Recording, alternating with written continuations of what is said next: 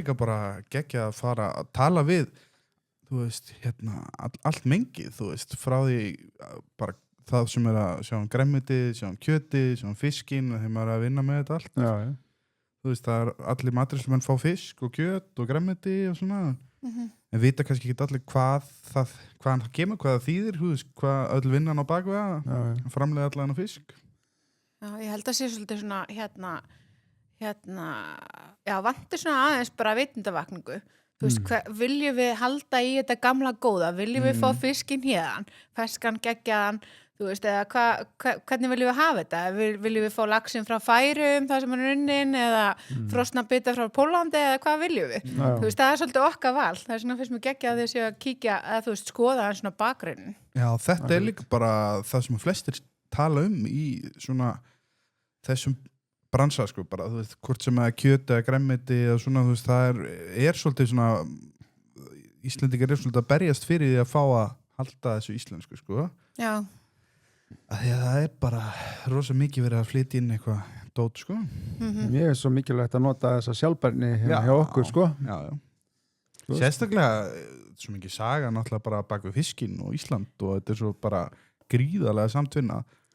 Mér finnst þetta bara algjörlega þannig, sko, líka bara þetta er menningararfurinn okkar og það er svo mikilvægt að við höldum í þetta og maður sér það einhvern veginn að þessi þekking á þessu gamla bara þessu handbragði, þú veist, gella, kynna, slórið, þú veist, það bara vantar einhvern veginn, þú veist, þetta er bara orðið svona vélvænt, þú veist, bara, ertu ekki með neina marelvélar, bara, nei, hér gerum við þetta bara eins og í gamla daga. Og hvað er marelvél? Það eru, þú veist, þá getur þú stungið fisknum inn og hann kemur bara flaggaður, beinhreinsaður niður skorinn í bitum, sko. Okay. Þú veist, það er náttúrulega bara valla manneskja sem kemur við fiskinn. Já. En þú veist, mér finnst þetta, þú veist, gamla, ég veit ekki, þetta er svo sjarmerandi og þetta er svo mikið við. Já. Þú veist, þetta er þjóðasálin, maður er að reyna að halda í hana og grandin, ég meina, þú veist, bara fyrir okkur sem búi bænum að, þú veist, að sé vinsla á grandanum, alvöru gömlu vinsla sem, þú veist, er hægt að detta stundum inn gömlu kallarnir í kaffi og þú veist, það sé svona að halda þessari stemningu. Já, þetta er svona fyrir mitt leiti, þá er þetta náttúrulega rosa mikið svona þessi gömlu kallarnir, sko, sem að eru tala að fara í fiskbúðun og kaupa sér gellur og fara, þú veist, það er ógeðslega gott hérna. Kalla mig gamla. Ert þú í þessu? Ég fer mjög oft í fiskbúð og kaupi fisk. Þá ertu svolítið sjálfur að kalla þig smá gamlan, sko. Er það? Þú veist, samkvæmt samfélaginu, þetta er ekki, ég ber ekki ábyrgð á mínum orðum, sko. Nei, er það ekki? Hver ber ábyrgð á þeim þá? Nei, ég segi svona, ég held bara mín kynslóð sé, þú veist, kannski ég veit ekki, maður bylla eitthvað, kannski bara 10% sem hafa nokkuð tíma að elda gellur, sko, og borða gellur, skilur, nema kannski á einhverjum fínum veitingastað í einhverjum svaka rétti, sko. Heldur það sé mikið fólk á mínum aldri? Ég var ekki alveg uppi að geta gellur, ég er nokkið aldrei en það, sko, en hérna, kannski að því að mamma var ekkert að fíla, ég veit ekki. En ég prófa gellur og þú veist, það er eitthvað við það sem er ekki alveg nógu sexy fyrir mig, en ég veit, þú veist, það er fullt af fólki sem elska gellur. Já. Þú veist, steikið upp nógu miklu smjöru og hvítlaug. Já, hrikalega gott, sko. Skilst að það sé best. Ég byrja bara að slefa, nei. Náðu tissue. Já. En er þetta nógu mikið mín kynslóð? Er þetta nógu mikið að sko, ég held bara, og ég trúi því, annars verður ekki að þessu, að þú veist, að með tilkomu, sko, svona vinsla eins og minnar, að þú veist, þá getum við aðeins breytt þessu og þetta er ekki, sko, þú veist, það er ekki bara táfylulykt að þessari grein og þú veist, það er ekki, þú veist, bara smá framþróun, þú veist, reyna að gera þetta skemmtilegt eins og ég er að reyna að gera með mína vinslu, þú veist, ég býð fólki inn, koma náttúrulega, þú veist, verður að fylgja allir reglum og svona, en bara gera þetta svona sýnilegt og áþreifanlegt og kannski, þú veist, vekja svona fólk aðeins til umhugsunna bara, já, hvað get ég gert, þú veist, get ég gert fiskitakko í staðan fyrir þú veist, bara aðeins að poppa upp á þetta, að þetta þarf ekki þótt að ég elski svona ísu þá er hægt að gera svo margt annað, sko. Algjörlega. Þú veist. Og eru það salta og pækilsalta? Já, við erum að pækilsalta og svo, þú getur valið hvað þú vilt mikið pækil og þú veist, við erum að gera þetta allt, sko. Og er mikið verið að biðja ykkur að pröfa, þú veist, eru kokkar að koma og segja bara, heyrðu, getið þið reddað einhverju svona fyrir mig? Já, ég elska að hafa kokkana þú veist, að þau komi til mín, þú veist, við erum náttúrulega ekki með svona fiskmarka eins og sumum löndum þar sem er hægt að koma og skoða fiskin og velja og ég vil taka hann heilan svona eða getur unnið hann svona fyrir mig og þannig reyni ég að hafa vinnsluna svolítið, að þú getur komið, þú veist, ég kaupi mikið af því sem ég kalla grams á markaði sem er svona alls konar fiskar, sko, þú getur komið og bara séð eitthvað nýtt, prófað eitthvað nýtt hjá mér, þú veist, tekið fiskinn þá heilan, hvað getur nýtt úr honum, þú veist, einhvern veginn, það svona vissjunu hjá mér, sko. Já, þetta hljómar svona svolítið eins og blautur draumur kokksins að fara á svona, geta bara séð alls konar, þú veist, og prófa alls konar, ekki bara... Það romantík í þessu. Já. Þú veist, en hvað með bein? Er þau ekki alveg óður í beinin og í soðið og allt það? Jú, ég, þú veist, sendi mikið að beinum, þú veist, og þeir nota, það Kólaflöggin og rauðspötu beinin og það. Þannig að, það er margir sem er að taka 20-30 kíló og svona, þú veist, og það er bara kokkarnir hérna á Íslandi. Þannig að það er svo ótrúlega flott að kokka hérna og það er svo gaman að vinna í þessu umhverfi. Þú sér það líka, skilur, þú ert að selja til einhver sem hefur virkilega metna líka fyrir því sem ég er að gera móti, skilur, það skapa svona skemmtileg dýnamík, sko. Þú veist, ég elska það, sko. Ertu aðalega þjónusta veitingastæði eða hvað? Herðu, ég, sko, bæði, sko, mér finnst það ótrúlega skemmtilegt, þú veist, það er einhvern veginn það sem ég dýrka, þú veist, að fá eitthvað svona nýtt input líka tilbaka, getum við nýtt þetta, hvað er ekki verið að nýta úr fisknum sem við gætum nýtt meira, þú veist, það er meiri framleið fyrir náttúrulega, hérna veitingastæðin og bara skemmtilegt, eitthvað sem það annars farið í APB-köllu við það, þú veist, í dýrafóður, þú veist, bara hvernig getum við nýtt þessa afurð betur? Mér finnst það rosalega skemmtilegt. Svo er ég líka að selja í stórmötuneyti, hefur verið að selja mikið inn á til dæmis Landspítalann og elliheimili og svona. Þannig að þú veist, þetta er mjög fjölbreytt, sko. Okay. En svona skemmtilegt jafnvægi í þessu. En að þú talar dýrafóður, svona, ertu að losa við, þú veist, eins og afskurði og rusl og eitthvað svona, nærða að koma því einhvert? Já, sko, Lísi kaupi það á mér og margt af því fer bara í til dæmis dýrafóður sem er selt í Bandaríkjana. Þú veist, nú langar mér að fara að skoða líka, sko, hvort að það sé hægt að nýta eitthvað af þessum afurðum til þess að búa þetta dýrafóður sem er selt innanlands, af því þetta er náttúrulega svona superfood eins og við myndum segja. Þannig að þú veist, það er alveg fullt hægt að gera og við gætum alveg nýtt þetta betur og svo auðvitað eins og laxaróðið, ég veit að það fer, þú veist, Lísi selur það áfram í, þú veist, lækningarafurður og svona, þannig að þeir svona útskipa því sem við köllum APB sem er ekki ætlað til mannaldis frá mér, sko. En þetta er er alls konar í þessu og bara endilega og fólk er með einhverja hugmyndir, þú veist, komið til mín, talaði við mig, ég er alltaf til í að vera með í að gera eitthvað skemmtilegt, sko. Já, geggjað. En hvernig æxlast það að þú ferð að fara í fiskinn? Nákvæmlega. Sko, ég, já, það var slís. Eins og svo oft sem það er oft byrjun á svona góðu sem kemur úr bakgrunni, beauty skólans og... Já, sko, ég lærði heimspeki í Háskólanum og Oslo, fór svo uppeldis og menntunarfræði, kláraði hana í Háskóla Íslands. Svo ákvað ég að prófa að fara í förðuna því að ég hefði nú gaman að því að punta mig, sko. Og og var að vinna við það líka smá og svo var ég búin að vera að fjárfesta svona í einhverjum fyrirtækjum og svona og við förum sérstætt 4 á stað og störtum djúpið rétt fyrir COVID. Og svo náttúrulega kemur COVID og það er ekki það er náttúrulega ekki ásreikningur frá árinu fyrr og ekki styrkir í boð og ekki neitt og það er bara búið að fjárfesta svolítið peningum og fólk segir bara nei, heyrðu, við treystum okkur ekki þetta. Þannig að ég einhvern veginn bara ákvað það að ég skildi alltaf að reyna. Já. Þannig að þannig byrjaði þetta. Okay. Og þú veist, og bara einhvern veginn svo mynda svona einhver stemning í kringum mig, þú veist, þessu gömlu kalla, þú veist, að fréttu að mér stelpunni út að Granda og svona, þannig að þeir byrja að koma svolítið heimsókn, kenna mér betur á markaðinn, þú veist, kenna mér einhvern veginn, þú veist, þetta er búið að vera ógeðslega fyndið. Þú veist, eins og einn sagði við mig bara, vá, að labba hérna inn þegar ég var að byrja, þetta er bara eins og koma á Þjóðminjasafnið, þú veist, með alla gömlu fisksalana og alla kallana hérna, þú veist, og ég bara, já, þú veist, bara 80 ára plus, þú veist, allir einhvern veginn komnir í kalla, sjáðu, gerð þetta svona og höfum þetta svona og svona, þetta var fellega skemmtilegt, sko.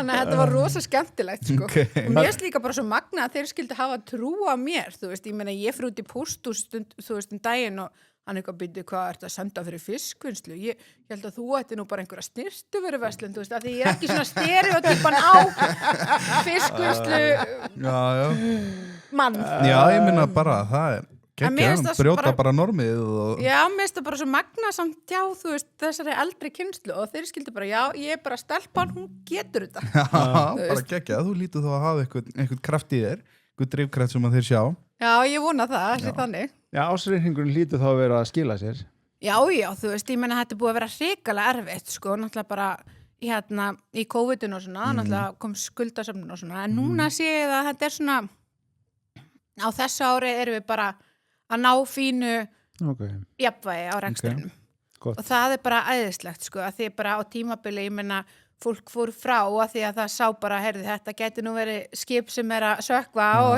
best að hoppa frá borði sko en ég er ótrúlega ánægð með það og ég er eiginlega smá stolt af mér að hafa náð að sigla skútunni þannig að hún sé bara ágætlega á floti sko. Það með bara að vera mjög stolt af þér Algjörlega, en mér finnst bara svo magnað að einhver komi úr öllu þessu sko þú veist, verið í heimspeki og uppeldisfræði og alltaf síðan bara fara að verka fisk það er svona, það er alveg hinn algjör uppi, já En veistu það, ég mæla svo með þessu sko, maður verður svo jarðtengdur þú veist, það elska ég við þetta líka maður er einhvern veginn sko, bara já, fær bara að hafa báða lappirnar í jörðinni, jú, kannski gúmmístígvélum en þú veist, þetta er bara einhvern veginn, ég meina, líka það að verka fisk og flaka fisk og svona, þetta er bara líka listform, sko. Ég meina það, ég get alveg sér að plokka, sko, laxabein úr laxinum og ég geri það oft alveg þangað til að mér er svo kalt á hendinni þegar að berja inn í borðið, sko. Í stæðan fyrir að plokka augabrúnirnar af einhverju konu. Ég meina, þú veist, ég hugsa ég sé alveg bara... Berja hausinn í borðið. Já, þú veist. Þannig að þetta er bara, ég meina... Ég veit það ekki. Já, ég meina bara geggjað. Já. En ertu að fá eitthvað nemum og eitthvað svona tíðin? Já, þeir koma reglulega til mér, sérstaklega fyrir sönnsprófið, þá hef ég leyft þeim að koma og æfa sig og svona, og mér finnst það útrúlega gaman. Já, geggjað. Og þeir hafa nú líka komið frá MK og tekið þá nemana með sér bara til að sýna í vinnsluna og svona, og það hefur alveg verið skemmtilegt, sko, og fá að spreita sig á því að flaka og svona. Það er bara gott fyrir kokka að sjá svona bara hvernig þetta allt virkar. Já, það var sko heldur betur gott að því. Já. Algjörlega. Ég meina það er allir bara, þú veist, velkomnir að koma í kaffu og svona, ég vil halda í þessa stemningu, þú veist, draumurinn minn er eiginlega að geta tekið bara með, þú veist, kar eða eitthvað og geta bara hjóla niður í miðbæ og verið bara með fullt af fiski og kokkarnir getur bara hlaupið út og náðu sér í fisk, þú veist, ég meina það er kannski ekki margt myndi ekki alveg samþykkja það. Nei, við erum nefnilega oft búin að tala um þessa fallegu drauma, sko, þú veist, feita ítalan með kjötborðið úti og þú veist, og fisksalan á hotninu og allt þetta, sko. Og ég, eftir að ég byrja með þennan þátt, þá er ég búin að fara nú nokkru sinnum í fiskibúðina, sko, og það er bara svona aðeins búin að vekja athygli mín á því að já, maður verður, það er svolítið okkar ábyrgð að halda þessu gangandi við sem neytandi að fara og styrkja við íslenska framleiðslu og kaupa íslenska fisk og fara í fiskbúðurnar og kjötbúðurnar og allt þetta sem Íslendingar eru að reyna að berjast við að halda gangandi. Já, ég er alveg sammálaði, sko. Ég held að, þú veist, en ég er náttúrulega bara vona núna því að þeir eru náttúrulega með að fara að setja aukin veiðigjöld og svona, að þetta verði ekki að þú veist, það að vera með fiskbúð, það er náttúrulega held ég svolítið erfitt líka. Ég vona bara að þeir hugsi til litla mannsins líka þegar þeir fara að setja veiðigjöldin, hvort að hvernig svo útfærsla verður að það verði ekki erfiðar að reka þessar fiskbúðir og reka þessar vinnslu sem er ekki útgerðir og svona, þannig að við höldum þessu svolítið heima einmitt og getum farið í fiskbúðun okkar og fengið okkur fisk. Já. Nú vantar tilfinnilega fiskbúðan í Vesturbænum. Hefur eitthvað spáðið því að opna hana samhliða þessari vinslu? Sko, ég hef alveg pælt í því og ef einhver er til að koma með mér í það, þá er ég alltaf opin fyrir því. Ég bara sé fyrir mér einhvern veginn að opna í verðbúðinni, þú veist, væri rosalega skemmtilegt, þú veist, og geti mælst vel til, sko, en svo ef maður bara einhvern veginn, maður er að reyna að gera eitt í einu og gera það vel og ná undir þessu löppunum þar, þannig að sko, nú er ég að hugsa sko, út frá því þegar ég var krakki í grunnskóla, að þá var ég bara hataði fisk sem bara grunnskóla krakki út af því að það var alltaf svoðum fiskur í mötuneytinu í skólanum. Hvernig kemur maður til unga fólksins í dag að fiskur er góður? Ég held sko að besta væri að fá til dæmis að leyfa krökkunum að koma inn í fiskvinnslu og fá svona tötsi fyrir þessu. Já. Ég held að það allan með, þú veist, vini krakkar að minna og svona. Ég hef nú leyft að klæða sig upp í mútering og koma og kíkja á fiskinn og svona. Það einhvern veginn bara breytir svolítið svona hugsunni. Já. Og líka eins og það að leyfa þeim að fara að dorga niður á Granda og þá orðið spennandi, sko, heyrðu ég með kóla, geturðu kannski steikt hann og svona, bara leyfa þeim að svona hafa þetta áþreifanlegt, sko. Okay. Þá var allt í orðið spennandi allan heima hjá mér þegar það var búið að veiða kólan sjálfan, ég reyndi að svissa á honum út, sko, því að hann einhver gussa á honum og svona, en þú veist, að þá var það spennandi að smakka hann, sko, þannig að ég og eina 4 ára, hún reyndar elskar fisk, sko, bleikur fiskur bara uppáhaldi hennar, sko. Já, það verðist verið uppáhaldi hjá þessum yngri krökkum. Bleiki. Já. Ætla sér liturinn að þau stelpa? Nei, þannig er þú með... Þú veist, ég veit að afastelpa mín, hún alveg bara æða bleikt, þá segir hún bara stjörnust. Já, reyndar, dóttir mín líka. Já, ég gera það nú reynda líka, sko. Ég er óvinnilegt að ég sé ekki bleikur, sko. Já, það getur samt alveg verið, en henni finnst bleikur fiskur, alveg bara, ef við veit að bleikur fiskur í matinn, þá bara hoppar hún húrra, sko. Já. Ég segi það bara, að gefast ekki upp. Ég held að það sem 1, 2 og 3. Já, en það kannski bara betri fiskur í dag heldur en var þegar ég var krakki í þessum skólum. Það verður maður ekki að vona það. Ég hef heyrt báða sögur, sko. En, jú, ég ætla ekki, no comment. Ég tek það bara á mig. Það er ekki bara best. En hvaðan kemur þú? Heyrðu, ég úr Vesturbænum og alin upp á Vesturgötunni, á Norðurstígnum, alveg við Grandann. Já. Þannig að ég er einhvern veginn bara búin að vera hanga á Grandanum. Ok, og ertu með einhverja tengingu? Var pappiðinn einhverju fjölskyldinni í fisk? Sko, pappi minn var sjómaður á Aðalbjörginni þegar ég var lítil. Þannig að ég, þú veist, bara á svona æsku minningar því að vera að bíða út á höfn og kaffivagnum og svona. Þannig að, en annars, sko, þú veist, ekki neitt þanniglega, sko. Ég er ekkert útgerða tengd eða neitt svoleið, sko. En mér, ég veit ekki, ég hef einhvern veginn trú á því að stelpur geta gert allt, ég veit ekki hvort að ég sé bara þeirri kynslóð, en mér fannst bara vanta líka svolítið stelpu í þetta, ég meina maðurinn minn, hann er hjúkrunarfræðingur, þú veist, við megum gera bara hvað sem og það er bara líka fínt að... Fór svona criss-cross, svona venjulega, sko, það sem var gert í hann áður fyrir, þú veist, kallanir þessu og hvað fólki í hjúkrunarstörfunum. En ég finna alveg, sko, því ég kom fyrst inn í bransan þótt að sko þessi gömlu hefur verið rosalega góð við mig að það var samt svona svolítið maður fann fyrir svona ég veit ekki, fólk var svona skeptist bara byttu nú við þetta er byttu einhver stelpa með bleikan varalit og byttu ætlar hún að koma bara ljósarðum og þykist alltaf að gera það sem ég er búin að vera að gera svaka kall ég var eitthvað örugglega að særa egoð hjá einhverjum sko, ég veit það ekki en þetta er bara geggja, ég er bara auðvitað á maður að bara gera það sem maður vil gera það er bara þetta er bara, ég held að flestir geti unnið við fisk sem að vilja það. Já, og ég meina þetta er bara hrikalega skemmt og ég mæla alveg með þessu bara fá fleiri inn og meiri nýliðun og fleiri hugmyndir og þú veist, ég held að það sé bara Hefur eitthvað farið á sjó? Nei, ég hef ekki farið á sjó. Ég sagði fyrir mig geðveikt sko bara í ykkur svona bleikum 66 svona sjógalla hífa inn fiskinn einhvern veginn, það er alveg geggjað. Ég veit það, ég er einmitt sko, ég kom með bleik hárnet núna, bleika latexanska, mér langar að fá bleikt bölk og það var ekki hægt. Þannig að ég talaði við þá í Svíþjóð, hvort það var hægt að sér framleiða fyrir mig, þú veist, þessa bölkassa í bleiku. Þú veist, mér fannst bara þetta má alveg vera bleikt. Það sjálfsög, það er bara, það er geggjuð hugmynd að setja smá svona þinn stíl í þetta, þá skerðu þau smá út og svona og geggja. Mikið liðuna hér? Herðu, já. Þannig að þú spila bubba alveg hægri vinstri, viljum við ennþá meiri aukavinnu. Já. Ég var einmitt svo ánað, ég sá á Facebook áður en ég kom að bubbi hafi verið að hrósa mér, vel gert, þannig að þá fannst mér ég er loksins góð með þetta. Sko. Búin að breyta nafninu úr djúpunni í stál og hníf. Já, þetta er svolítið svoleið, sko. En það er mikil aukavinnu og ég vinn yfirleitt alla daga, sko. Það er kannski frí á sunnudum.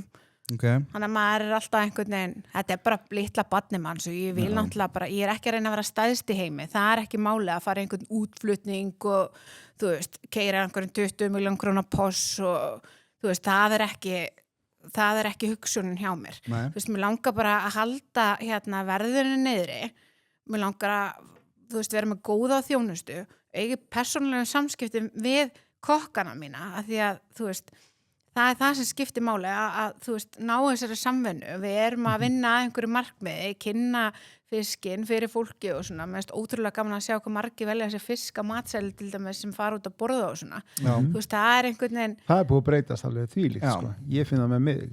Ég bara, stundum að steik fiskur, að svona einhvern veginn... Já, ég sammála. Þetta svona, og að aukast mikið held ég að fólk, þú veist, einblínir svolítið á fisk líka. Það var oft áður fyrir, þá bara dætti mér ekki til hugar að horfa á fiskinn á seðlunum, sko. Nei, ekki séns. Ég tengi við þetta. Mér finnst einhvern veginn vera meiri fólk opnari fyrir fisk í dag, sko, svona á veitingastöðum og svona. Það selst mjög mikið af fisk. Þeir eru líka bara að gera svo ógeðslega flott með afurðina, þú veist, bara þetta þú veist, mér finnst það svo geggja og gaman að sjá þetta og gaman að, þú veist, bara maður horfir stundu bara, vá, þetta fiskur frá mér, sér einhver disk bara, þú veist, bara hversu fallegt getur þetta verið, þú veist líka maður veit svona hvað á bakvið og hvað lagt, þú veist, í vöruna sjálfa og svo sér maður hann sko full unna og búið að þú veist, bikla rauðlauk eða gera eitthvað svona skemmtilegt, sko, þú veist, maður bara það ótrúlega gaman, sko. En með vinnsluna hjá þér, hvernig þetta með starfsfólk? Þetta með mikið útlendingum? Herðu, við erum svona 50-50. 50-50. Ég meina, þetta ekki stór vinnsla og ég reyni bara, og hugsunin hjá mér hefur alltaf verið bara að ég hef rosalega gott starfsfólk núna, borgaðum bara vel mannsamandi laun, þú veist, ekkert eitthvað neðsta eflingatakstanum heldur bara, þau hafa það bara fínt, það hafa allir gott sem vinna hjá mér og og ég með bæði pólverja og fólk frá Tælandi og svo líka Íslendinga, þú veist. Þeir eru svo snöggir þessi tælendingar. Já, ég hef farið til Tælands. Þeir eru rosalega snöggir. Ég hef farið til Tælands og þar er þetta einmitt svo þá er þetta svolítið þessi draumur sko með að þetta er bara gert hana úti á götu sko, mastir er kannski ekki rosalega ánægð með þau hérna úti en þau eru einmitt bara að flaka, þau bara fá ferskan fisk inn og svo er hann bara unnin bara á staðnum, seldur og svo bara kemur nýr á morgun. Þannig að þeir eru bara flakað í svo slæmum aðstæðum og svona, margir einmitt ég hef hitt tælending sem ég var að vinna í fiskvinnslu og hann var að flaka og ég sá hann flaka og það var magna sko, hann var svo fljótur smá snöggir sko. Og þá einmitt talað að þetta var bara eitthvað sem hann var búin að gera allar sér tíð sko, hann bara, þú veist, það var bara keypt, þegar hann fór að keypti fisk þá var hann ekki í bara einhverju búið að flaka hann og snirta hann og tilbúin til að elda, þá var bara heill fiskur keyptur og svo var bara flakaðar heima, þú veist, þannig að þau þurftu bara að læra þetta hvað sem er. Já, þeir eru alveg, sko, þessir flakarar sem ég fengi mynd frá sko, þeir eru bara geggjaði, sko. Þetta er bara, maður horfir á þetta og maður bara fattar ekki, sko. Þetta er náttúrulega bara list, skilur. Þetta er bara, þú veist. Er verið að vinna á Akkuru hjá þér þá, eða hvað? Já, Akkuru, ég hef bæði verið með fastlögn á Akkuru, sko. Það er bara svolítið misjandi hvað fólk vill, sko. Hvort það sé tælendingur eða einhver annar? Já, ætli það ekki. Hvað er Akkur? Já, bara eftir hvað getur unnið hratt og afkasta miklu af þér. Skila mörgum kílóum raun og veru flökum, sko. Já, okay. En við erum bara, þú veist eins og ég segja, þetta er lítil vinnsla, við erum ekkert rosalega mörg sem vinnum 100%. Ég emmi íhlaupa fólk sem er kannski að vinna 4 tíma, 6 tíma, þú veist, ég til dæmis með stráka sem eru handbolta, menn í Gróttu sko, bæði að kenna yngri flokkunum og svo í fyrsta flokki þar þeim vantar fyrir háti og þeir hafa komið til mér hraustir íslenski strákur sko, þannig ég bara reyna, þú veist, hver maður er svo dýr að maður reynir að raða þessu niður svona bara eftir því sem þarf sko, en ég er með rosa flott starfsfólk sko, bara. Og hvenær byrjaði að vinna? Svona hvenær fyrsti maður mættur? Við byrjum svona 5. Já. Okay. Já, milli 5 og 6. Já. Stundum 4 ef það sé alveg brjálað. Já. Þannig að... Og hvenær ertu það búin á daginn? Sko, ég mæti yfirleitt milli 5 og 6 og ætli ég sé ekki búin, þú veist, ég aldrei búin ég er alltaf í vinnunni nei, ég fer svona milli 2 og 4 Já. þú veist, þetta er bara þegar maður ásið degi fyrirtæki þá ekkert sem heitir að stimpa þessu út sko. Nei. Svo síma að ringja allan daginn og það er bara þetta er endalaust ferðið frí í sumarbústaðinn, ætlar að gera góða helgi og taka þið frí og svo liggur í símanum allan tíman og er þetta ekki svolítið svona? Jú, þetta er bara þannig sko, maður ætlar að sofa út eitt morguninn og það er hringt sko, bara klukkan 8 eða 7 eða eitthvað og maður bara, þetta er búið, þú verður að redda mér, það vantar svo fiskur á hátíð, það bara kláraðast allt en í gær vorum ekki að reikna með þessu. Já, ég sjálfur tekið þessi símtöl sko. Já, ok, þá, ekki máli. Þú er líka verið sko, þeim megin að ringja. Ég hef verið að ringja bara klukkan 7:30 morgunum bara, ég bara glemtist inn að 40 manns eða eitthvað. En líka svo á ég þannig, sko, að því ég er ekkert að reyna að vera staðist í heimi, já, bara þannig samskiptið mín og kuna, ég get líka sagt, heyrðu, þetta er kóðun á lyklabóksinu, þú mátt bara fara inn, þú klæðið í það sem þú þarft að klæði í, ferði í hárunætt og svona, þá máttu bara ná þér í það sem þau vantar. Þannig að þú veist. Það er bara geggja. Já. Það er bara. Það er fullkomið traust greinilega í kúnana sína.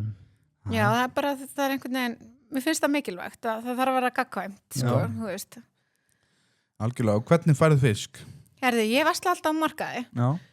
Og hvernig virkar það? Hvað markaður er það? Herðu, það er fiskmarkaður Íslands og þar, inni, þar eru allar stæður settar bara hvaðan af landinu, sko. Ég get verið að kaupa fisk frá, Húsavík eða Reykjanesinu eða, þú veist, það er allar stæður settar þar inn og svo eru bara uppbóð klukkan 1 á daginn. Og þá er ég að versla þannig, sko, ég reyna að versla náttúrulega bara það sem ég veit að ég þarf deginum eftir að því ég vil ekki sitja upp með eitthvað, þú veist, ég vil helst bara fiskurinn sem þú farið frá mér, hann var syndandi sjónum deginum áður. Þú veist, það er markmiðið. Það eina með markaðin er náttúrulega að þú farið ekki að sjá hvað þú ert að kaupa. Þú veist, ég hef verið að kaupa stæði sem bara splungun í ísa og svo fæ ég hann og ég bara, þetta er ekki í ísa, sko. Bara come on, strákar, þú veist, hvað er það að setja þetta inn? Og hvað gerir maður í því? Já, bara ringi og læta taka það tilbaka, en það er náttúrulega kannski short, sko. Þú veist. Og maður er náttúrulega líka að kaupa sko áætlanir, ég er kannski held ég sé að kaupa 300 kíló á löngu að markaði og ég fæ kannski 60 eða svo getur líka allt í einu enda á því að vera að koma með 1,5 tonna löngu sko. Þannig að þú veist, það sem er sett inn á markaði er raun og vera áætlun það hvað báturinn muni veiða af tegundinni kannski. Ok. Hvað þetta getur flókið. Þetta er alveg mest upp. Þetta er rosalega töff rekstrarumhverfi. Í fyrsta lagi ertu með vöru sem náttúrulega rýrnar ótrúlega hratt. Sko, þetta er engin kúlupennar. Þú geymir þetta ekkert á lager og þú veist, þannig að þú veist, það skiptir líka rosalega miklu máli að þú getur unnið svona svolítið með kúnan og sagt, heyrðu, þú veist, hvað eigum að velja núna? Já, þetta er geggja, ég var að fá þetta í morgun, þú veist, fiskur dagsins og svona, ég elska það, sko, því þá getur við verið að vinna með þetta, þá þarf maður ekki að vera með, þú veist, svona eitthvað allt niður nelt að þegar í raun og veru er sko þessi markaður og þetta umhverfi, það er bara ekkert niður nelt sko. Þú veist, í fyrsta lagi ekkert, þú veist, á hvaða verðu þú kaupir þorskin eða ísuna eða karvan eða lönguna þann dag að því að þú ert bara að bjóða móti næstamanni, sko. Þannig að þú þarft alltaf að yfirbjóða næstamann til þess að fá stæðuna, sko.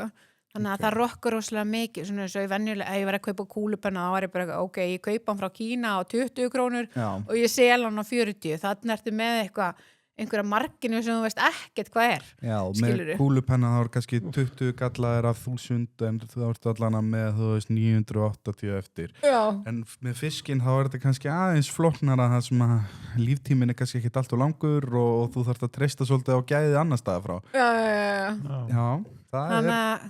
Þú veist, maður einhvern veginn, sko, já, maður næri ekkert að, kannski plana sig fram með tíman, sko, þú veist, ok, þú veist að þú þarft að borga þetta og þetta og þetta og þú gerir kannski samning við einhverja stofnun það, þú ætlir að selja einhverja X-verði en svo bara kemur bræla og þá ert þú kannski bara að taka á þig, sko, 500 kall eða 700 kall per kíló, þú veist, þess að geta deliverað, sko, þannig að þetta er rosalega svona...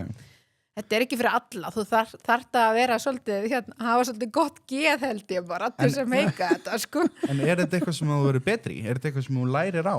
Myndirðu segja það? Þú værir búin að læra meira á þetta og væri svona orðin betri í þessu heldur en? Já, ég held líka bara með því að þú veist að vera með einhvern veginn þannig tengsl við kúnana svona þú getur talað við hann og sagt, heyrðu, veistu það, nú er bara bræla, það sem er á markaðu, það sem er viðrænlegt, það er bara þetta, getum við unnið með það núna. Já, frábært. Og það er alltaf tekið þokkalega í það bara? Já, bara rosalega vel í það, sko.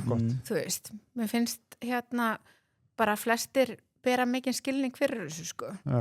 Það er líka aftur að rómantíkinni, það er alveg eitthvað fallegt við að það er eitthvað sexy við að mæta á veitingastað sem er nálægt hafinu Já, nákvæmlega. Svo sestu og þeir segja bara, heyrðu, það er bara kom ekki, þessi fiskur var ekki til þannig að við erum með þennan fisk í staðinn og eitthvað, þú veist, þá veistu bara, já, ok, það er verið að selja þér út frá því hvað er í boði og hvað er best, sko, ekki bara verið að kaupa eitthvað slæman þorsk bara því að hann verður að vera til, sko, þú veist. Já.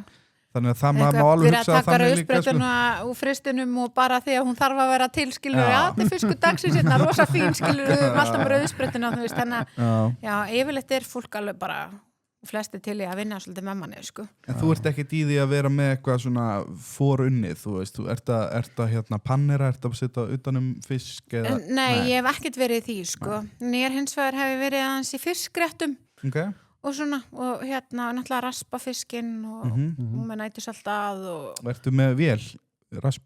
Nei, herði, ég verð nú einstaka sinnum alveg handlama því ég ber raspinn inn í setja hann í batter og ber hann, sko, þetta er bara allt handunnið, sko. Og ég segi, þú veist, ég er enda með eina vél sem ég keypti mér og það er laxabrauðinni hreinsivélin, sko. Ég var orðin svo handlama. Þú veist, maður hafa kannski skil af sér einhverjum 500 kíló af laxi sem kom inn morgunin og beinin eru svo stíf og manni verið svo kalt á puttunum og þú veist, maður var orðin svona, sko, ég kom heim og ég reið ekki við það, sko, bara tárin trilluðu niður, bara, þú veist, ég get ekki meira, ég get þetta ekki. Þá veit maður að laxin er feskur, því að ef beinin eru svona föst, þá er hann bara glænir. Ef hann búin að liggja kannski 2 sólarhringa eitthvað svoleiðis, þá er miklu auðveldur að taka þau úr. Já, þá er ekkert mál að bila þau út, sko, en þá er hann ekki alveg nýr. Nei, akkurat. En það er rosalega erfitt að ná þeim út þegar þau eru svona. Já. Og sérstaklega eins og ég vil bara kaupa, þú veist, ekki of stóran lax, þú veist, ég vil kaupa millistærða laxi, þannig að það sé ekki svona lýsisbragð, það eru beinin náttúrulega ennþá svona viðkvæmari hann taka út, þannig að þetta er alveg kunst, sko. Þar kemur snirtifræðin stertinn. Já. En þetta er alveg magnað mér finnst alltaf jafn magnað öllum þessum geirum, sko, saman hvort það sé kjöt eða fiskur eða gremmiti og eitthvað svona, það er alltaf miklu meiri vinna maður heldur, þetta er alltaf miklu flóknar og meiri vísindi en maður heldur, þú veist, það er alltaf svo margir hluti til að hugsa út í, þú veist, ég fæði bara heila blóðfall að hugsa út í það að fara að díla við hana markað og fara að eiga við þetta allt maður. Og svo ertu náttúrulega með, þú veist, eins og fyrirtæki mitt er í flokki undir mast náttúrulega setur fyrirtæki niður í flokka eftir því hvernig gæðastjórnunin er, sko, og það þýðir náttúrulega við, sko, ég með ógreina mælingum, ég mæli fiskinn, hitast þegar hann kemur inn í hús, ég þarf að mæla fiskinn eftir flökun, ég þarf að mæla fiskinn eftir snyrtingu, ég þarf að mæla fiskinn eftir pökkun, þú veist, svo er maður að taka rótakró og kóli, ég er að taka afurðasýni, vassýni, sýni af, þú veist, ég þarf að vera með sýni af ísnum, ég þarf að vera með, sko, sýni úr borholunni í ánanust, skiluru, þú veist, bara gögnin í kringum þetta og bara, þú veist, svo er maður að taka bara til þess að spórna við listir í ekoli og kóli og allt þetta, sko, þú veist, þetta er alveg, sko, meira flóki en að bara flagga fisk og senda hann út. Já, skilur þú veist, þetta er alveg heilmikið prógram, sko, ég var skriffiskan í kringum þetta og þú veist, þetta er bilað, sko. Já, þannig að það er í rauninni bara, þannig að það er ekkert verið að hjálpa fólki að fara út í svona aðgerðir. Sko, ég hugsa bara að það væri erfiðara fyrir einstaklinga að stíga inn í þetta umhverfi bara út af regluverkinu og líka bara, þú veist, þú veist, það sem ég svolítið hræddum, sko. Þú veist, auðvitað vill maður hafa að fleiri geti komist að borðinu, komist inn í greinina og svona, en við sjáum það bara ef við lítum yfir heildarmyndina, það bara rosalega samþjöppun í greininni. Þú veist, það eru færri sem setjum kvótan okkar, það eru færri sem eru með stærri fiskvinnslur, þú veist, þetta en ég vona allavega að fólk reynir samt og ef einhver að fara út í þetta, þá er ég alveg tilbúin til þess að hjálpa til og Þannig þú ert með gæðastjóra sem bara á gólfinu hjá þér. Herðu, ég er gæðastjóri. Þú ert gæðastjórin. Og ég er framkvæmdastjóri. Og ég er yfir pökkunamaður og ég er henni. Já, sætt. Já, ég er með eitt svona aðstoða gæðastjóra sem kemur inn og er með mér sem er með gæðastjórnuna Pró líka. Þannig að en þú veist, við erum náttúrulega við erum 9 manns og sem vinnum á sumir í hlutastarfi og svo er ég að fá frænda minn sem kemur stundu bara til að hjálpa stelpuna mánudu, þú veist, þetta er orðið svona, veit það ekki, þetta er einhvern veginn bara heimilislegt einhvern veginn. Já, vilja allir hjálpa til, skilurðu, þú veist, þetta er ekkert stórfyrirtæki, sko. Nei, en það er oft, sjarminn er oft í þessu minni, sko, þessu svona, þar sem eitt frændi kemur að hjálpa og það er svona tengslin verða meiri.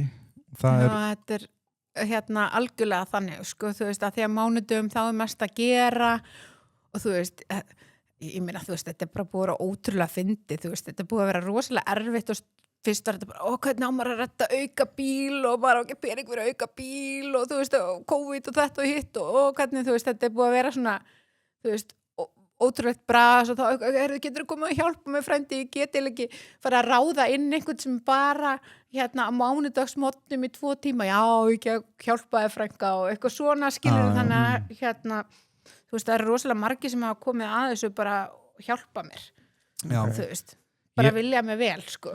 Ég var að hlusta eftir að viðmælandi bendi mér að hlusta bók eftir Anthony Bourdain og ég var að byrja á henni og þá fór hann að tala um á veitingastöðum aldrei að panta fisk á mánudögum af því þá var fiskurinn búin að vera keyptur inn á 5. degi búin að sitja þangað til. Er það ekki bara breytti tímar í dag? Jú, sko, það er bæði sko þess vegna er ég nú að vinna helgar, sko. Akkurat. Það eru margar vinnslur sem eru náttúrulega bara lokaða laugardag og sunnudag. Ég hef verið með útkeyrslur á laugardögum líka, bara til þess að þjónusta, en þá kaupi ég á fiskmarkaði á föstudegi, fæða inn á laugardegi. Þess vegna erum við að vinna fiskinn á laugardegi. Svo náttúrulega ekki fiskmarkaðar á laugardegi og sunnudegi, en á veturnar, þá er fiskmarkaður á, á veturnar þá er fiskmarkaður á sunnudegi þannig að þú getur fengið, þú veist, þannig að það er að vera bara 1 dagur sem er ekki, sko. Okay. En það fer náttúrulega líka svolítið bara eftir, sko, hvenar fólk velur það að hafa vinnslun að opna, skilur, ég skilða alveg, þú ert að borga fólki yfirvinnu fyrir að vinna á laugardögum og svona, það er dýrara, en ég hugsa alltaf, sko, það er dýrara fyrir mig að missa kunnan minn að því að gæðin eru ekki nógu góð, sko. Þú veist, að því að það er bara þannig ef þú gerir mistök einu sinni að það kemur eitthvað slæmt, nema kannski, þú veist, kunnum sem búin að vera hjá þér í 2 ára eða 3 ára og veita bara, ok, þetta er eitthvað slys, er bara eitthvað gerst, sko, að þá er þér ekkert fyrirgefið, skilur, þannig að þú veist, það skiptir bara máli að vera með gott ráefni. Það er alveg rétt, þetta er alveg harður bransi og bara, það gerir samt bara einhvern veginn sjálfkrafa hjá öllum held ég að bara það er erfitt einhvern veginn, það er svo mikið í boði líka, það er svo auðvelt að fara bara einhvern annað þá eða eitthvað svona en auðvitað getur alltaf komið einhver slys þú veist, það getur alltaf eitthvað klikkað en ertu að senda eitthvað út á land? Herru, já, ég er að senda alveg töluvert út á land, sko. Og er það þá bara einhver samskipi eða einskipi eitthvað sem að flytur það? Já, sko, ég bæði, sko, nýtist við Borgarnes-skutluna sem fyrir Borgarnes og þú veist, þá er ég að senda á Landnámssetrið, Englendingavík og svoleiðis staði og svo keyrum við sjálfa Selfoss og svo er ég að nota Eimskip flytjanda til þess að senda svona lengri, ég hef verið að senda Egilsstaði og þú veist hingað og þangað, sko, þannig að ég er bara mikið á hótelum og svona út á landi þannig að ég er svona alveg í því. Ég heyrði ekkert í mann, sko, báta sem voru að landa í höfn í Hofnafirði þú veist að láta keyra, sko, áður en að Grindavík fór í rugl, sko keyra allaveg þangað, það verka þar og unnið og síðan var það sendt út all land og jável aftur út á höfn til að selja þar í búð. Já, það eru svolítið skrítu sko að maður að hugsa kolefnissporina því ég mikið að pæli því bara, þú veist, eins og það að vera að kaupa lax frá Færeyjum, þú veist, bara við kannski kaupa ykkur sjóeldislax, þú veist, fyrsta lagi kolefnissporina því, sko, þú veist, kolefnissporina að senda laxin svo með flugi hingað, þú veist, og eins og við erum að gera núna, bara ég er að kaupa fisk sem var kannski landaður einhvers staðar, rétt hjá mér, svo var hann sendur einhvert annað og svo er hann sendur aftur í bæinn. Ég meina, bæði kostnaðurinn við það og svo líka bara mengunin í kringu það að vera að ferja hennar fisk sko út allt. Þú veist, það hlýtur að vera einhver leið sem er hægt að fara þannig að við séum ekki, þú veist, bæði að spara og að menga minna. Já, einmitt. Þannig að þetta er alveg rétt sem þú segir. Þetta er rosalega skrítið, sko. Ég bara skildi þetta ekki. Af hverju þarf þetta að vera svona? Mér finnst líka bara svo eðlilegt ég að núta granda fiskmarkar núta granda, ég bara geta lappa þangað og sagt því strákana, hérna get ég ekki bara fengið þetta og bara fengið að þaðan í stæðan fyrir að vera að fá þetta kannski á Húsavík eða eitthvað það sem það er að keyra þetta og þeir sem eru þá fyrir norðan geta það fengið fiskinn það, þetta er svolítið skrítið fyrirkomulag, sko. Sammála. Já, það er bara erfitt að framkvæma breytingar í svona, sko. Það er bara flókið að ætla að fara að breyta svona hlutum, það er bara margir hausar sem maður þarf að snúa og mikið, það er allt orðið svo mikið skriffæð, sko. Það er allt orðið eitthvað, þeir megi ekki gera þetta út af þessu og þín út af þessu og þá bara eru endalausar einhverjum hraðahindrunum á leiðinni. En svo eru þessi bátar sem er eldast við hennar fisk, þú veist, það getur vel verið að sé kannski á Suðurlandinu eða kannski, þú veist, torfunar eru ekki þar, það er allt inn eitthvað fyrir norðan. Er ekki þá bátanir einmitt að eldast við það þar? Jú. Það er ekki alltaf að þessi fiskur allan hringin í kringu landið. Kannski bara einhver með einu stað sem bara brjála að gera í að veiða. Og þannig kannski myndast þetta bull, þú veist, að landa kannski bara á Húsavík eða eitthvað þannig. En maður ætti svona að sjá, sko, hérna hvar, þú veist, að það fer eftir, þú veist, hvaðan fiskurinn kemur þegar þeir eru búin að ákveða að landa til dæmis í Reykjavíkurhöfn er að kaupa inn á markaðstæðuna, sko. Þannig að maður reynir líka bara að vera duglegur að kaupa, skiluru, hérna af mörkuðunum sem eru nálagt, sko. Já. En Eru þetta markaðir á fleiri stöðum en bara hér í bænum, er þetta út allt land? Já, þetta er út allt land, þú veist, við erum með Þorlákshöfn, Húsavík, Þórshöfn, já, þetta er bara, já. Og er það þá bara helstu fiskarnir, er svona, verið að selja ykkur svona skrítna fiska hér og þar? Sko, ég hefði viljað selja meira svona eins og hámeri og mér veist líka eins og sko lísan, mér veist það algjörlega vannmetinn fiskur. Já. Meða við sko... Ég bara veit ekkert hvað hann að tala sko. Sko, meða við hvað, ég meina, þetta er fiskur sem er mjög svipaður í ísunni, kostar sko helmingi minna, eða 3 svona minna, hún er aðeins lausari í sér, þú veist, var hægt að nýta hana í eitthvað geggjað. Þú veist, mér veist svona sem finnst mér líka smá vannmeti. Ég veit að hann er ljótur á litin, en ég meina ef ég væri með veitingastað og mér vantaði að auka marginuna mína, það held ég myndi fara að sí þessar tegundir sem eru kannski bara keilan, ég meina hún er, þú veist, langa keila, ég veit ekki, skilur, keilan er mjög fín, ég meina maður getur fengið hana á miklu sæmilega verða markaði, sko. Já, þannig að ég reynir líka svolítið að vinna með kokkana þannig að bara þú veist, skulum hjálpa að staða þú fái góðan buffer fyrir réttin, skilur þú veist, ef þú ert að taka þorskknakkana og þorskur er náttúrulega bara bilaðslega dýra markaði, þá get ég ekki seltir hann undir, þú veist 2500 kallinum, skilur að það frekar eitthvað, en ef þú tekur, þú veist, keilunakka eða löngunakka, það er að tala það, þú ert kannski að spara, skilur 1500 kall á kílóið, þú veist, það munar alveg það. Sem munar alveg sko, þú kannski að taka 10-15 kíló á dag, þá getur þú ímyndaðir, sko, þetta spara kannski mannalaun bara 2 vikum eða eitthvað. Þannig að, þú veist, ég reyni allan að svona vinna, þú veist, með kúnunum, þú veist, hvernig getum við gert þetta þannig að, þú veist, allir bara fái vel fyrir sitt og markarinn býður upp á alls konar skemmtilegt. Já. Hver er stærsti kostnaðurinn í kringum svona fyrir utan launakostnað og það, ég ger mig grein fyrir að það sé, en er það sorpkostnaðurinn við að fleia draslinu eða? Sko, hjá mér? Já. Sko, ég náttúrulega útskipa öllum aukaafurðum. Þú veist, ég sel allt. Já. Það er aldrei neitt eftir. Ok. Ekki einu sinni lifurinn Nei, ég sel þetta allt sko. Já, sæll. Þannig að ég Í lýsið og Já, allt þetta fer í lýsi og þeir splittis upp sko. Okay. Þannig að ég sel þannig að í raun og veru stæðsti kostnaðurinn fyrir utan mannalaunin það er húsaleigan. Ég er náttúrulega vel staðsett þú veist, og svo náttúrulega kemur bara útgjöfslukostnaðar að reka bílana og svo náttúrulega viðhaldi eins og þessum bater mínum. Ég var alltaf að skipta einhverja keðjur og svona og ég var bara ég ætla ekki að segja ykkur að hvað kostaði en það var bara Bater 51 Róðflettivél, það er það eina sem ég er með hún sparar mikinn tíma en hún er frá 1951 ég var alveg að gera við hana og það er verið að kaupa keðjutar í þetta svona þetta er svo dýrst því þetta er bara svona þetta er svona eins og sérði verðbúðinni við viljum hafa þetta svolítið svoleiðis sko. Það þarf 180 ára til að koma að laga hana það er svolítið svoleiðis sko.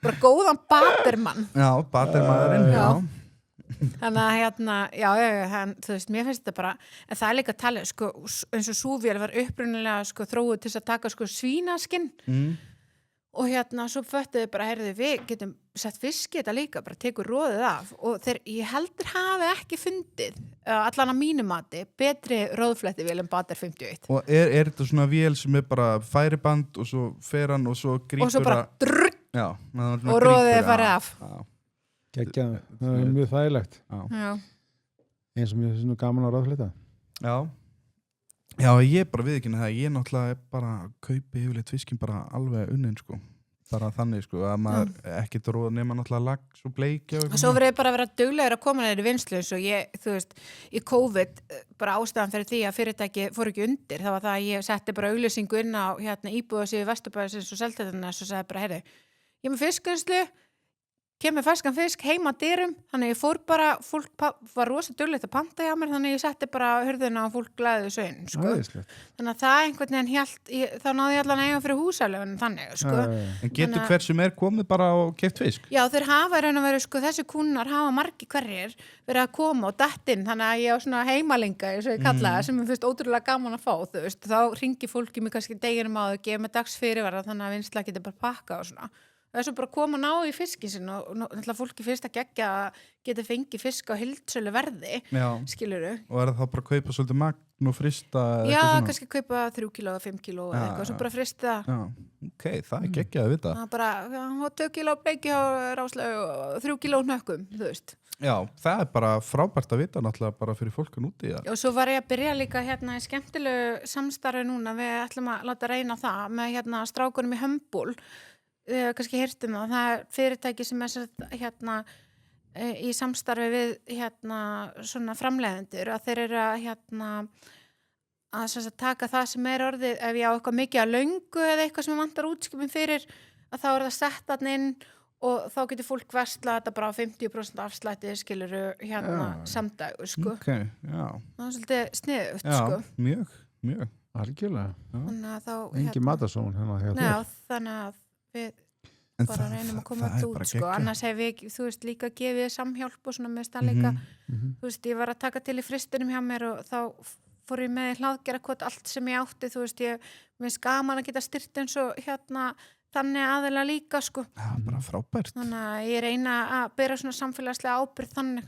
Já, respekt. Já, klálega, bara geggja.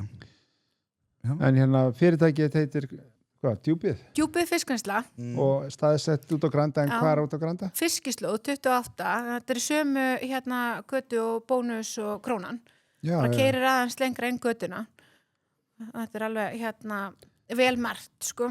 Ok, og fólk getur komið hana, getur það líka sendt tölvupóst Já, það er best bara að senda tölvupóst eða ringja áður en það kemur þú veist að þetta er matvælafyrirtæki það þarf maður að vita, þú veist að það er náttúrulega allt læst hjá okkur og svona þannig að það getur ekki hvað sem er labba inn þannig að það er raun og verið, þú veist að bara læti fólk vita að þetta er tilbúið núna klukkan 2 og getur komað að ná í eða með 12 og 2 Og þú tókstu fyrir COVID þannig að hvað ertu búin að vera lengi með þetta? Sko ég tók við já, svona í miðju COVID-i í raun og veru. Þannig að 2020 Já, 2000, hvernig var COVID? Það er svolítið síðan 2022 Það er svona 3-4 ár eitthvað svoleiðis Þannig að þetta er búið að vera helviti góðu skóli ef maður má blóta Já, allt leifilegt þannig að þetta búið að vera bara ótrúlega skemmtilegt sko. Já. Ég er líka bara svo þakklátt fyrir stjættina og bara fyrir þessa matamenningu svona, bara fyrir það að fá tækifæri til þess að stíga inn og bara að mann sé gefið sjens, ég er svo þakklátt fyrir það. Já, gekkja. Og þú bara ætlar að halda ótrúið áfram og bara ókomandi framtíð. Alveg definitely, sko. Gekkja. Hver uppáhaldsfiskurinn, Áslaug? Það er bara ísa með kartöflum og hamsadólk. Já, ok. Það er bara basic, sko. Bara svoðin? Já, og svo borðaði ég mikið hráun lax líka. Já, ok. Og það er aðalega, sko, ég á wasabi-túpu uppi og þegar ég er svo mikið á hlaupum að þá tekið með mig flagg fletti það, skerða það niður og borðaði þetta. Okay. Það bjarga mann oft, sko. Þannig að þú ert ekki að grafa neðan eitt, bara beint. Nei, en ég gera það samt eins og heima fyrir jólin og svona. Það skeggja að grafa lax og ég gaman alveg á svona fiskréttum, en ég veit það ekki. Ég bara... Hvað á fólk að grilla svona í sumar?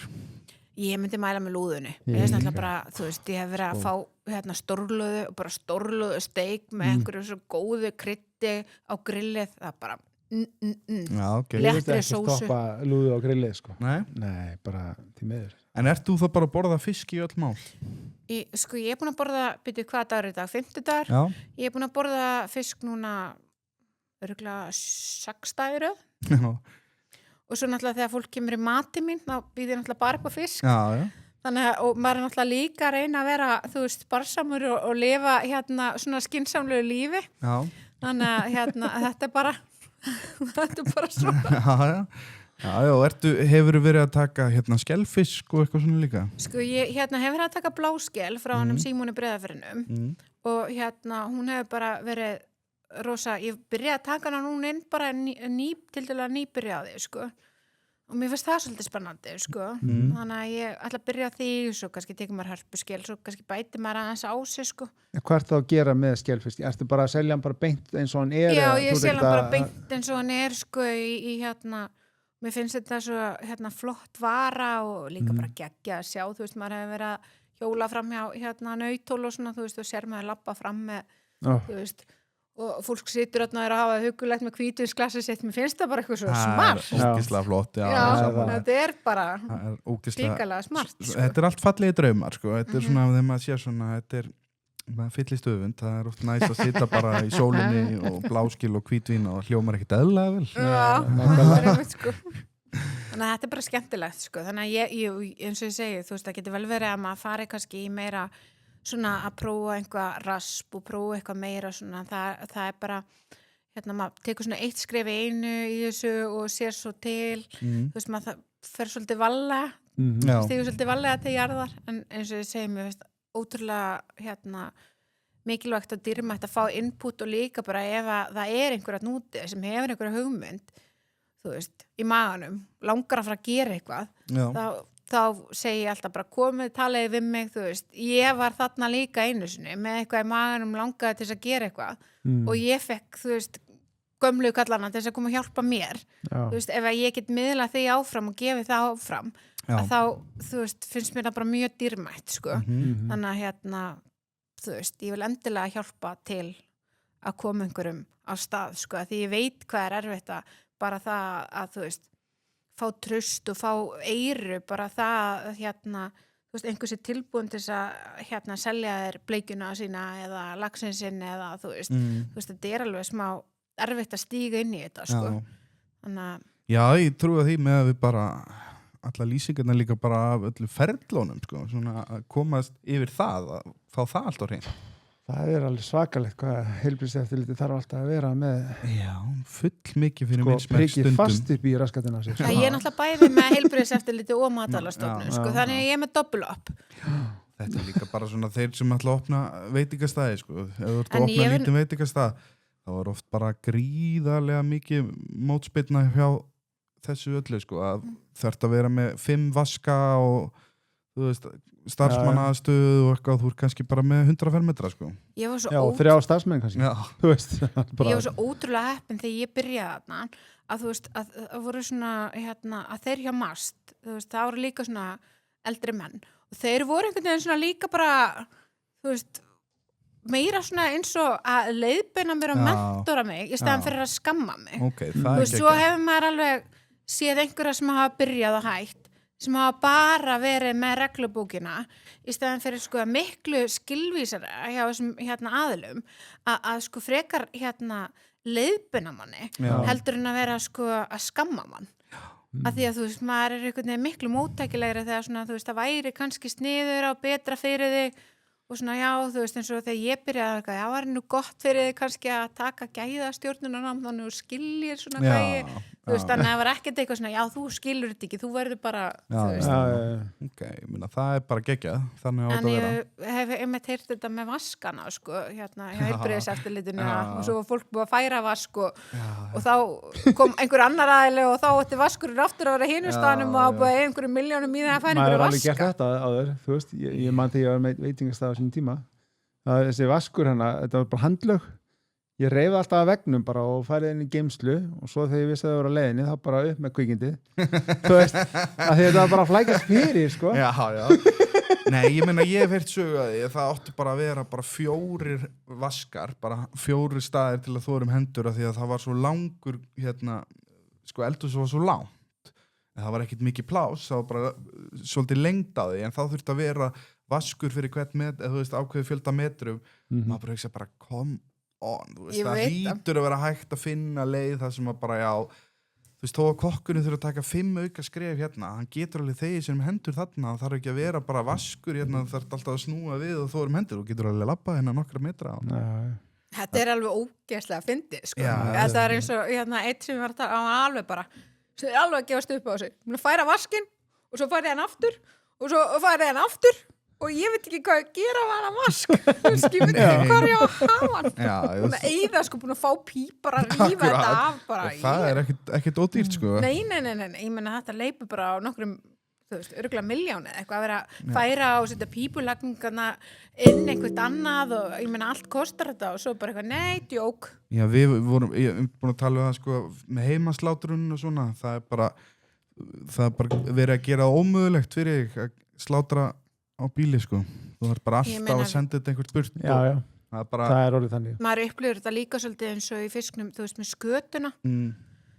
Það er bara, þú veist, að þú veist að tala um þetta, þú veist, hvað má og hvað má ekki og hvað og hvernig, sko. Ég hugsa bara, þú veist, það verður örugglega þannig eftir ára 2 að við megum bara ekkert vera með kæsta skötu þarna. Já. Skilur, hvað með hákallinn, þú veist, verkurinn á honum og eitthvað, þú veist, þú veist, þetta passa náttúrulega ekki inn í neina reglugerðir hjá Evrópusambandinu, sko, þú veist, hvernig ætlum við að Ert þú að láta pissa á skutuna líka? Eða þú veist, kæsana? Já. Ég kalla að láta pissa á hana, sko. Já. Og borðar þér svona? Já, ég borða skutu. Rosalega íslensk maður. Já. Og ég og þú veist, hjá mér er þetta alveg þannig að, þú veist, ég labba inn fyrir jólinn, sko, þú veist, ég var svo fegin þegar það var COVID og grímuskylda, þú veist, að ég get ekki fara út í búða neitt, sko, það er bara svakalega líkt og maður lappar inn, verður allir rauðir í augunum svo tárast maður, sko, maður er alveg vangifinn og ég svo sverða það til skötueitrun því að, þú veist, ég er búin að vera þarna með ammóníakseitrun eitthvað, þú veist, þá er ég bara dollina ælandi, skilur, kannski með einhver 3 tonna kæstri skötun í litlu húsnaði Hvað er rétt við þetta? Það er allt rátt við þetta skötudæmi, sko Maður hefur heyrt allar þessar sögur maður einhver nemi að opna guðuskápinn og kann ekki alveg á þetta færi þetta allt í andlitið og svo bara liggur hann, sko þetta er svakalegt, sko þetta er alveg maður opnar hurðina og bara kemur svona bara veggur, sko En þú ert þá bara greinilega miklu harðar en flestir, þar sem að það er alltaf undantekningarlaust á svona eins og stórum hótelum þegar skötuveisla þá eru svona fullorðnir kallmenn sem eru hálfgrátandi við að þurfa að vera þarna og þetta sé svo vondlíkt og þetta er svo erfitt og þetta er þannig að þú greinilega hlýtur að vera granítörð að vera bara framleiða þetta allt Ég get ekki hugsað mér það Ég myndi segja, sko, þú veist, ég lít ekki út fyrir að vera töffari Nei. En ég er það Þú veist, og ég bara einhvern veginn Ég held að þú þurfir að vera töffari til þess að fara bara og demba þar út í það að vera með fiskvinnslu og bara fara í þetta allt saman, sko Þannig að ég trúi því alveg að þú sért algjör töffari Mér finnst þetta svolítið cool, sko Það er bara eitthvað, ég veit ekki Þú lítur að vera köllu eitthvað annað en Áslaug þá sko, það lauga? Ertu með eitthvað svona slauga sjóarana? fiskur, Áslu gella, þú veist, ég fengi alls konar eitthvað svona skrítið, sko. Þetta fiskimenningin, sko. Já, ég veit ekki hvað þið kalla mig bak við tjöldin, það áttur að koma í ljós, sko. Já, skiptir engum alveg maður. Þannig að þetta hérna, já, það fengi svona alls konar og slauga ragg líka, já, það er alls konar eitthvað sem það kalla mig. Það er bara fínt. Það tíðkast svolítið í þessum bransa að vera með einhver svona nöfn. Já, í fiskinum, sko, þessi sjóaramenning, það er alltaf hérna Kallis kúkur og Steppi slæjari. Jói hnefi. Já, þetta er alveg, já. Það er allt þetta. Núkslega fyndið. Já, þetta er bara... Það er svona, mér finnst ákveðið svona stimpill að maður er komið þótt að segja ekki nema Áslu gella að hérna, það er bara flott, sko. Já, bara geggjað. Við köllum þið nagli bara hérna. Já, ég er alveg til í að vera. Mér er samt raggarnagli, Áslu nagli, já. En við höldum með þér. Æ, og takk. okkur finnst það bara geggjað það sem þú ert að gera og ég vil bara þakka að kella fyrir komin. Já, takk fyrir að leiða mig líka að koma og tala um þetta. Mér finnst bara útrúlega gaman að fá að bara velta sig aðeins upp fyrir sér og pæla aðeins í þessari fiskmenningu okkar, sko. Já, og okkar markmið er náttúrulega bara að tala við fólk eins og því sem er bara að gera geggjaða hluti inn á landinu og leyfa fólk svona að heyra hvað þetta fólk er í raun að gera. Ég verð allan að hlustanda á okkur, alveg pottið, sko. Já, geggja. Áfram fiskurinn, sko. Áfram fiskurinn. Áfram Allan að við. 3 í viku, já. það er alveg þannig. Lágmark. Bjartur, Já. enga pulsur. Ég segi, sko, ég held bara að þetta haldi manni ungum, sko. Fiskurinn, já. Já, þú veist, held að, ég meina með við það að vera búin að læra snirtifræði og svona, það held ég að sé ekkert betra fyrir, sko, húðina og maður fær minna hrukkum. Já. Og hérna verður bara miklu fallegur og gáður að því að borða fisk, sko. Þetta er létt í magan. Já. Þetta er mikið prótein í Já, þessu. það er ekki að selja mér þetta. Nei.